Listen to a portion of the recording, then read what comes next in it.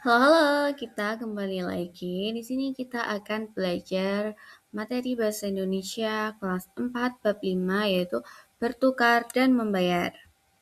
Nah, di dalam ini kita akan belajar mengenai tentang perbedaan barter, tentang jenis-jenis uang gitu ya.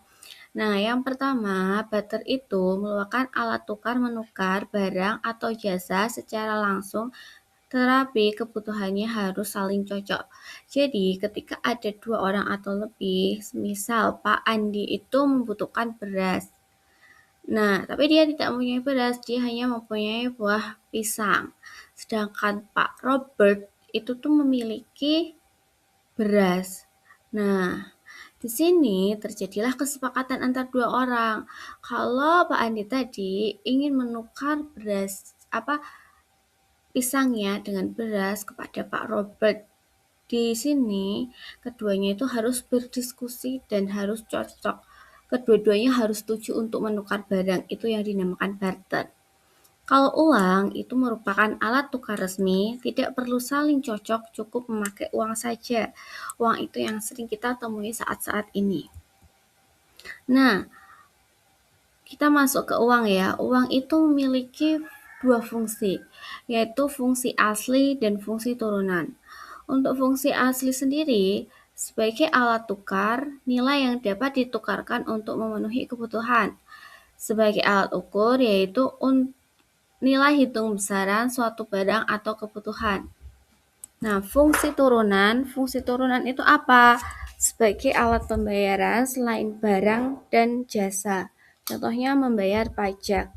Sebagai petunjuk harga, sebagai pembayaran utang. Nah, jenis-jenis uang.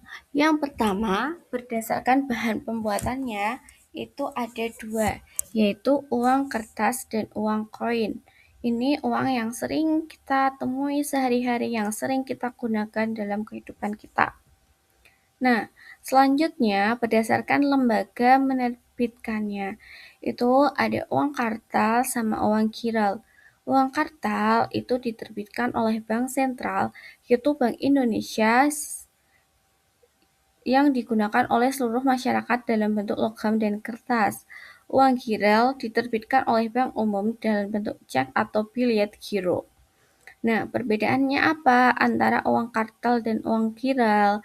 Uang kartal itu berlaku dan digunakan di seluruh lapisan masyarakat, sedangkan kiral berlaku dan hanya digunakan di kalangan masyarakat tertentu saja. Untuk nominalnya sudah tertera dan terbatas. Untuk uang kiral, nominal harus ditulis lebih dahulu sesuai dengan kebutuhan dan nominal tidak terbatas. Nah, kalau uang kartal itu dijamin oleh pemerintah, kalau uang kiral hanya dijamin oleh bank yang mengeluarkan saja. Terus, kalau uang kartal itu ada kepastian pembayaran seperti yang tertera dalam nominal uang, jadi sesuai dengan nominalnya. Sedangkan uang kiral itu belum ada kepastian pembayaran, termasuk dari beberapa hal termasuk lembaga yang mengeluarkannya. Nah, kekurangan dan kelebihan barter itu apa? Kalau kelebihannya tidak memerlukan uang, bisa langsung ditukar. Sedangkan kekurangannya harus cari orang yang butuh barang kita, susah tukar kalau barangnya besar. Terus, kekurangan dan kelebihan uang. Kelebihannya, kalau uang itu mudah dipakai belanja, bisa dibawa kemana-mana. Kekurangannya mudah hilang, harus dijaga dengan baik-baik agar uang itu tidak hilang. Nah, sekarang kita masuk ke menabung ya. Menabung itu salah satu kebiasaan yang baik. Nah, gimana cara kita menabung? Yang pertama, siapkan celengan. Sisihkan uang saku, masukkan ke celengan. Nah, gimana kita menulis uang? Ini ada uang 10 ribuan, berarti bacanya gimana? 10.000 rupiah.